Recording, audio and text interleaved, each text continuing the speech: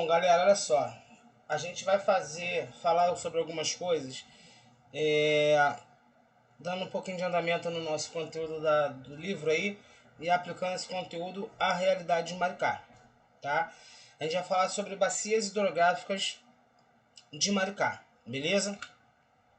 A primeira coisa que a gente tem que entender é que bacia hidrográfica é o conjunto de todos os rios de um lugar, tá? Então, assim, é um conjunto de rios, beleza?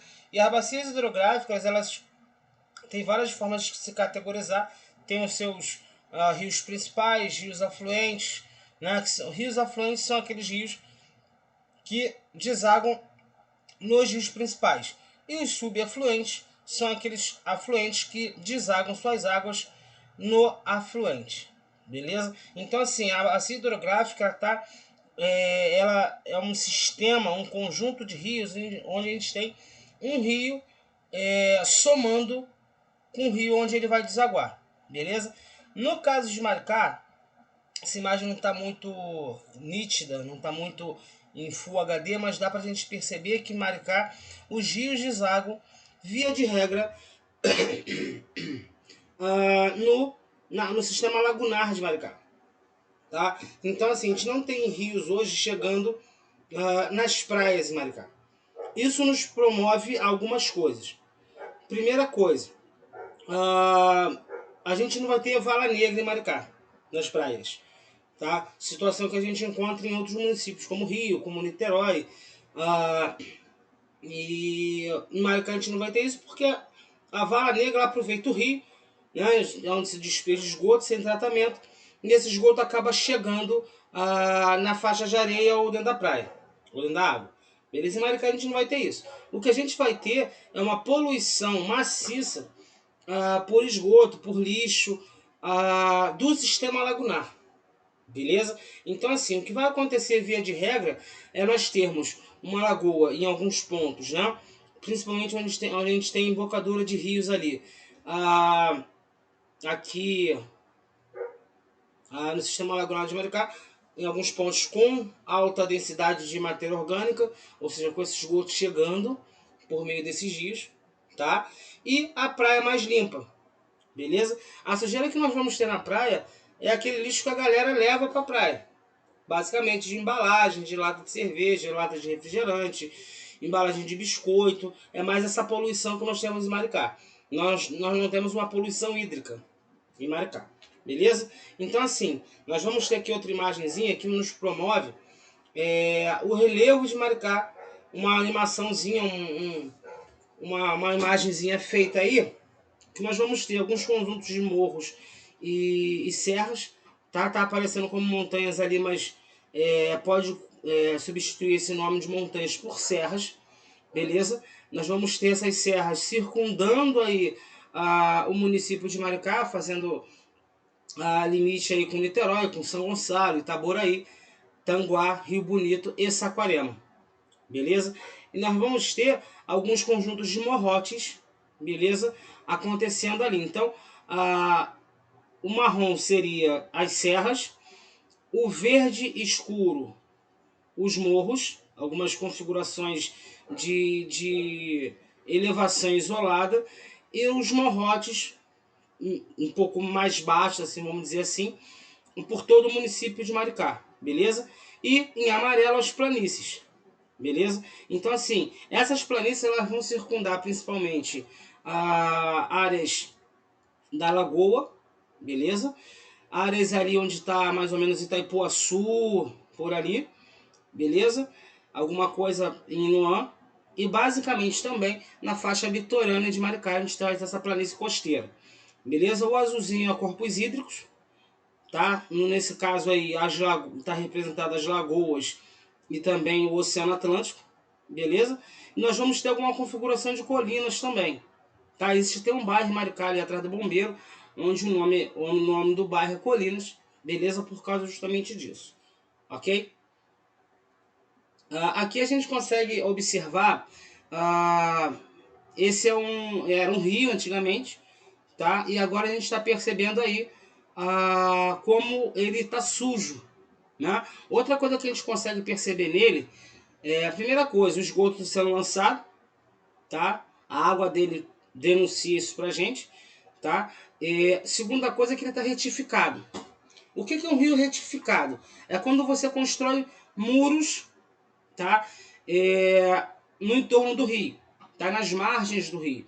Tá? Pensando o seguinte, lembrando o seguinte, que antigamente, numa configuração natural, você tinha ali nas margens do rio a mata ciliar, que impedia desse rio de avançar muito, de encher muito. Tá? Lembrando que é natural o processo de cheia dos rios, principalmente nessa situação aí com o tempo nublado.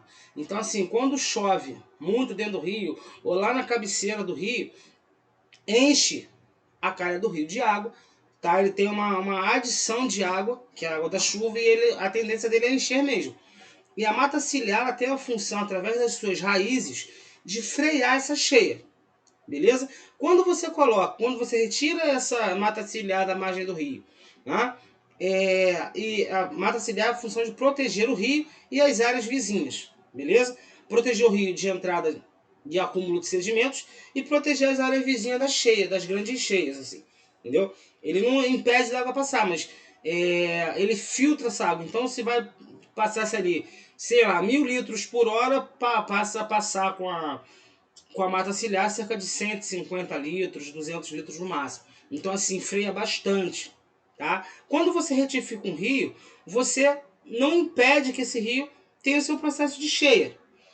Tá? Esse rio vai ter o seu processo de cheia, só que ele vai subir, ele vai escalar esse muro que tá ali, tá? Ele vai escalar esse muro e vai inundar o que tiver em volta, tá? O muro não tem a capacidade de segurar essa água, tá? Então é comum de vez em quando aí a gente ver as cheias do rio Maricá, tá? A gente vê inundação, tá? E esses muros muitas vezes não pegam o rio inteiro. Então assim, as partes que não tem muro, tá? Na metade para cima ou na metade para baixo, as partes que não tem muro, a tendência é que a cheia seja muito pior. Primeiro porque o rio funciona como um cano, tá? Um cano gigantesco de água. Então assim, a água antes de entrar nesse cano, nesse muro, ela vai sair, ela vai inundar muito mais. Então assim, outra coisa que a gente tem muito ruim em Maricá são as construções, tá? São as construções feitas ao redor do rio, beleza? Então assim, o que acontece? Esse esgoto, normalmente, tá? Normalmente as casas, principalmente que não tem tratamento de esgoto, que não tem nenhuma responsabilidade e tal, que não tem como provar aí, que não tem como pagar um tratamento de esgoto, ou que ainda, a SEDAI ainda não fez a obra e tudo mais, esse esgoto, via de regra, vai para dentro do rio. Tá? Então assim, mesmo em dias de sol, você consegue ver aquela água preta chegando dentro do rio, beleza?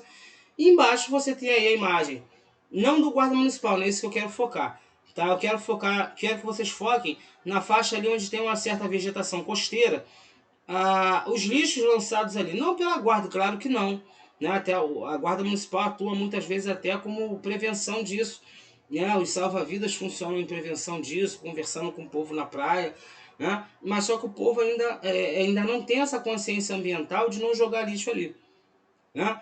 Então assim, qual é o ideal quando a gente vai à praia?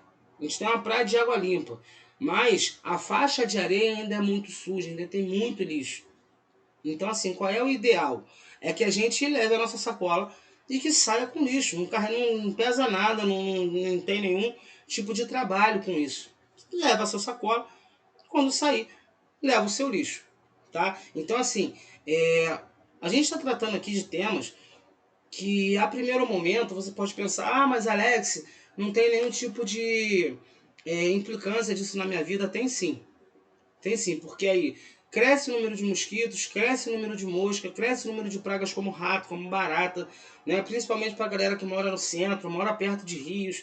Então assim, esse tipo de praga, mas eu detetizo a minha casa. Você detetiza, depois de um tempo que essa detetização perde a sua validade, essas pragas voltam sem nenhum tipo de cerimônia. Tá? Aí a gente reclama, nossa, quanta mosca, quanto mosquito, né? Isso tudo acontece por vários motivos, pelo desmatamento do centro da cidade, pelo desmatamento agora em áreas mais periféricas, fora do centro, né? A poluição de rios, a poluição da lagoa, né? O próprio mau cheiro, muitas vezes em dias mais quentes da lagoa, em alguns pontos, principalmente os mais poluídos, é proveniente disso. Tá? Lembrando que assim, Alex, tem como a gente reverter isso? Tem como reverter sim. Tá? A prefeitura hoje ela faz um trabalho de tirar muito do assoreamento dos rios e tal. Tem feito ao longo desses últimos anos aí um trabalho de plantar algumas tipos de mata ao redor dos rios e tal. É um trabalho de formiguinha, mas é um trabalho que precisa ser feito e para que evite, tá? Muitos problemas até de saúde. Tá? Porque quando a gente fala de pragas, por exemplo, como mosquito, como mosca, como rato, como barata, isso é caso de saúde pública. Então, assim, gasta-se muito menos, tá? Em termos de dinheiro público. Gasta-se muito menos nessa prevenção, nesse trabalho, do que você equipar cada vez mais o hospital para tratar das doenças provenientes disso. Tá? Então, assim, esse é um estudo que já foi feito, a prefeitura sabe disso, ela vem tentando realizar esse projeto, mas precisa do apoio da população. Não adianta nada a prefeitura desassorear os rios, tirar o lixo dos rios e a população continuar jogando. Né? É um trabalho de enxugar gelo. Tá? Não tem como ser feito com 100% de efetividade se a população continuar jogando lixo no rio. Até o lixo que você joga na rua vai parar nos rios. Até porque o que acontece? O sistema de escoamento da cidade, tá, de todas as cidades, funciona da seguinte forma. Aquele ralo que você vê na rua entupido por lixo, a água que vai para ali vai para o rio. Então, assim, quando esse ralo consegue jogar essa água para o encanamento, esse encanamento vai estar nos rios. E uma água que poderia ser mais limpa, ela vai suja para dentro do rio. E por tabela vai para dentro da lagoa. Tá? Então, assim, é um trabalho de muito mais de conscientização. E você, como adolescente, como criança, como adolescente, tem um papel fundamental de conscientização. Você pode falar assim, pô, não joga lixo na rua não. Pô, joga aqui dentro do carro, depois a gente joga fora no lixo correto.